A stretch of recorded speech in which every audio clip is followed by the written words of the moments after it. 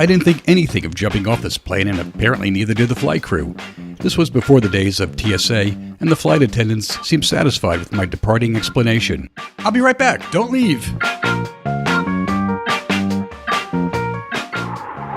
Come fly with me, come fly, let's fly away.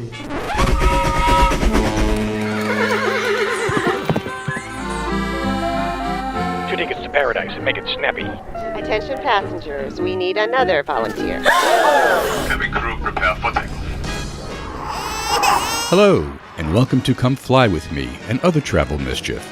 I'm John Lapidese, and these are my personal travel stories of adventure, mayhem, foolishness, and swinging through the jungle of life.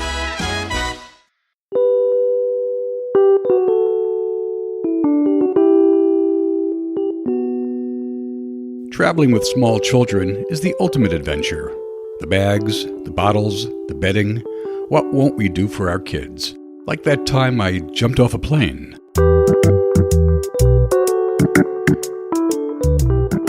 On the Road with Lovey, Part 1. Do you know what a lovey is? Maybe you remember your own or one you purchased for a child.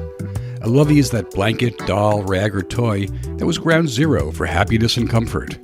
Without it, a young child won't make a move, much less set out for a day at the office or gymboree. The lovey's soft touch and familiar smell was the touchstone for a content young life. Way before there were cars, clothes, jewelry, or iPhones, there was the lovey. And woe to the parents of a child who loses her lovey in the tumult of a family vacation. Hell hath no fury like a lovey lost. My daughter's lovey was a patch of white blanket cut down from a larger version, trimmed with satin edges. She appropriately named it White. White was small, soft, and traveled well. My daughter's preferred traveling arrangement was to rub the satin edge against her face while sticking 2 fingers in her mouth, upside down. Try it. It's not so easy. And I just remember it being really soft and comforting, and it was just like, this is safe, this is nice, this is my little happy space. With White, her world was warm, safe, and available for napping. Without it, the earth's jaws snapped open and we all plunged into a wailing pit of horror, a sudden descent into family hell until White was located. Just the overwhelming panic and feeling of, oh, okay, nothing is ever going to be good again. I got my first taste of this baby terror after an outing at the local park. We were home just minutes when my toddler toddled around the house, calling out for her White. In an instant, I pictured catastrophe. I was supposed to be eyes on White. That was my job, and I had failed.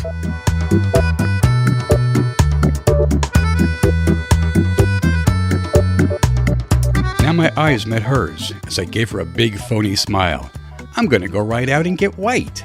And at only 26 months old, she saw right through me. I had a sense. I could see the panic in your eyes. And her eyes widened. She screamed. I fled the house, leaving her in better hands.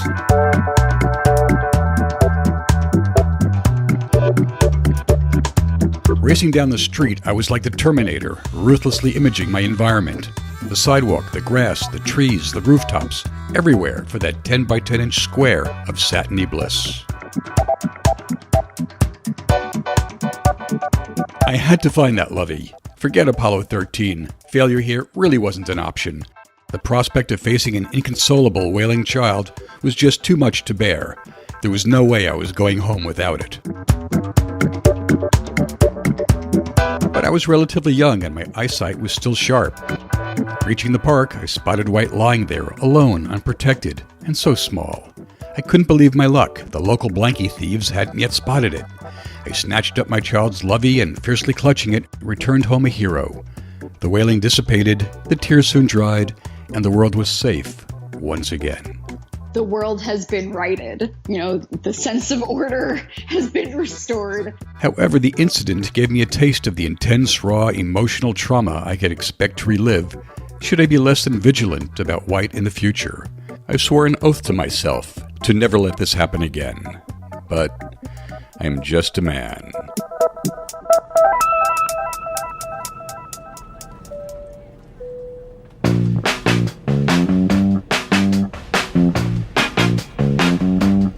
Those same sounds of an inconsolable child now played in my mind as I frantically rummaged through her diaper bag. Nothing, no Lovey, and nothing under the airplane seats, either in front or behind us. We were at Miami International Airport, and this flight was almost done boarding. I looked down at her. She was peacefully asleep, but would no doubt wake up somewhere over Kansas, and then all 300 of us would have hell to pay, especially me.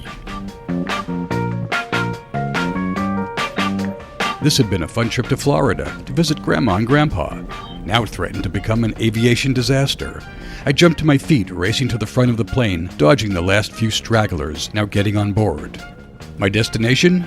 The terminal where we had been playing with blocks and dolls just moments before. I didn't think anything of jumping off this plane, and apparently neither did the flight crew. This was before the days of TSA, and the flight attendants seemed satisfied with my departing explanation. "I'll be right back, don't leave." I raced down the empty jetway, scanning every inch of floor, wall, and ceiling for any sign of that bad blankie. Racing into the now empty waiting area, I again clicked into Terminator mode, imaging the place for a tiny square of satiny white. I could almost hear the gears behind my eyes, zooming in and out, pulling focus and opening wide to let in more light. But I saw nothing in my field of vision, save some left-behind Cokes, a pair of children's socks, and a few newspapers. I tried to reconstruct the spot where we had sat and played only moments ago, but now absent all the bodies and luggage, the empty space looked foreign. So I climbed on a chair to get a better view, and suddenly my sense memory kicked in. I had been here before. Not at this terminal, but in this situation. Climbing up, scaling a fence in fact, all to locate and rescue White. It was all sickeningly familiar. It had been several months earlier and close to her bedtime as she padded to her room, dragging a big Raggedy Ann. With her imperious lisp, she ordered me to fetch her White. This was all routine, but in just moments I realized something was terribly wrong. A reconnoiter around the house confirmed the worst. White had gone. AWOL. But where? A quick search outside produced only a damp blue cookie monster, but no White. I reviewed the day, and then it hit me. Preschool. Somewhere deep in the bowels of golden books, dolls, and trucks lay her precious Lovey, left behind and distractedly forgotten. Her nighttime story had just begun, so I still had a small window before Blankie's absence would be noticed, followed by a baby storm surge. With no time to change into a black turtleneck or the rest of my cat burglar outfit, I raced to her preschool.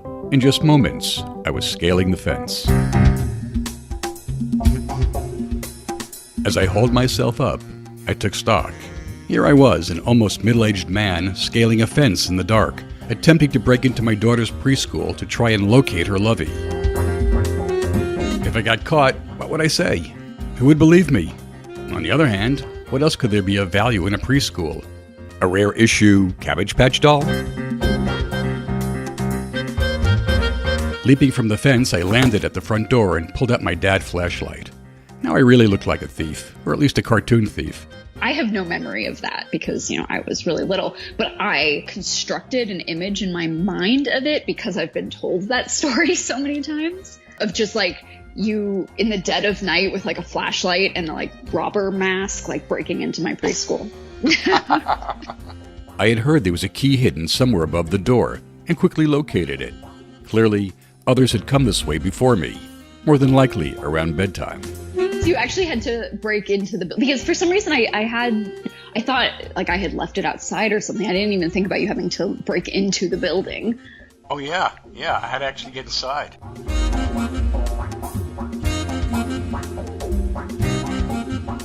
Inside, it was like a nighttime scene from Toy Story. Dozens of unblinking doll eyes followed me in the dark. And like in every movie, I managed to step on a few squeaky toys and a fire engine that almost landed me on my ass. But I wasn't deterred. The clock was ticking and I made an educated guess. I headed toward the cubbies, the only place a preschooler would entrust with their most personal, most precious belongings. For what is a cubby after all but a child's first safe deposit box? I found her cubby, and sure enough, peeking back at me in the dark, was a shiny corner of her White, just lying there, waiting to be discovered, like it had all the time in the world. I snatched the errant blankie and took off, flying over the fence, buoyed by my triumph. We would all sleep well this night. I silently thanked the Lovey gods.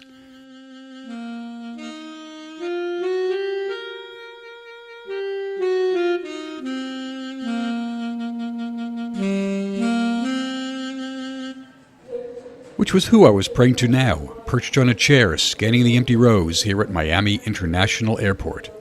But these gods weren't responding to my newest entreaty. Were they getting bored with this routine?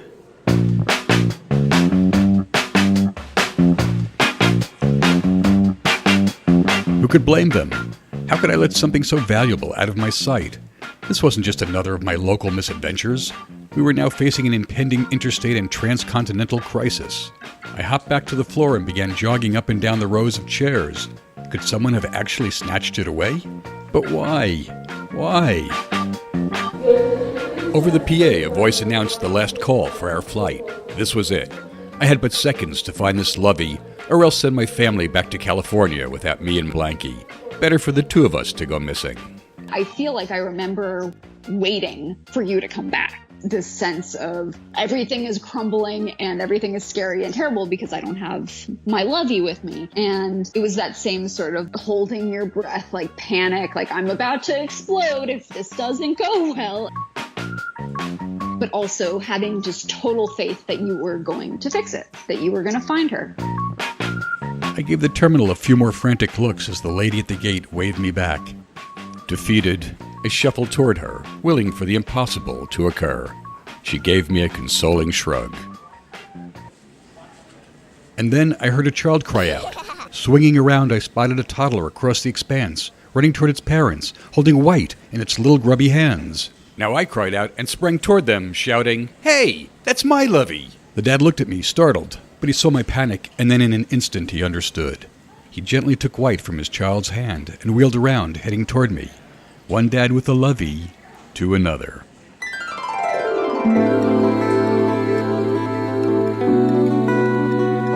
It was like a movie, all playing out in slow motion.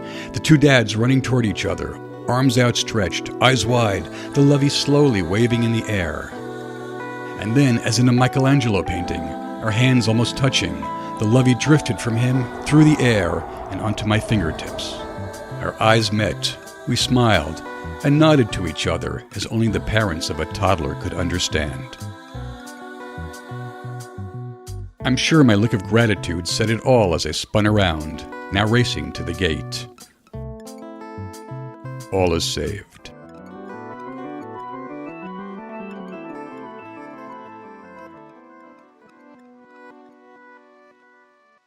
That was all so long ago. I wanted to ask my daughter what ultimately happened to White, but I was hesitant. I didn't want to stir up any sad memories. So, honey, do you remember what happened to White?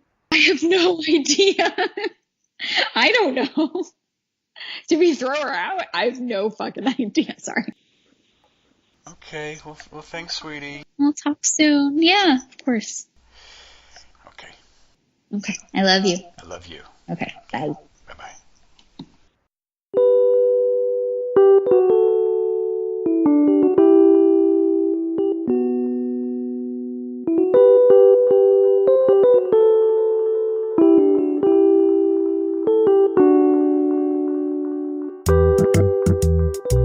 Helping us out from the nursery today were Volphonique, Poddington Bear, Blue Dot Sessions, and Lobo Loco. Thanks to you all. And a big thanks and kiss to my amazing daughter Lily, who knows the value of a good Lovey. This is Come Fly With Me and other travel mischief. We've been adding more and more episodes for your listening fun over at comefly.net, or you can subscribe on your favorite pod listening app. Next, we're off to India, where one of the world's great hotels narrowly survives an assault and fire. I'm John Lapidese, clutching my Blanky, Lovey, Silky, and Binky for dear life, and looking forward to traveling with you soon, and then a nap.